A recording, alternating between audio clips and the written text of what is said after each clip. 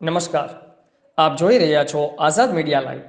Atkot police station નજીકથી મધ્યપ્રદેશ રાજ્યમાંથી અપહરણ થયેલી છોકરી તેમજ આરોપીની આટકોટ પોલીસે ધરપકડ કરી હતી।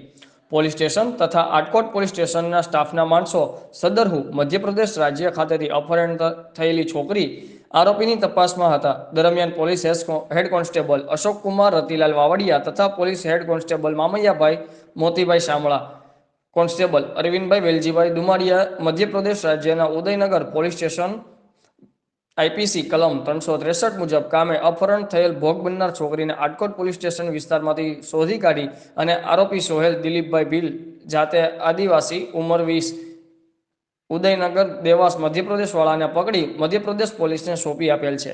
રિપોર્ટર જિજ્ઞેશભાઈ સિદ્ધપરા, આઝાદ મીડિયા લાઈવ, જસદણ।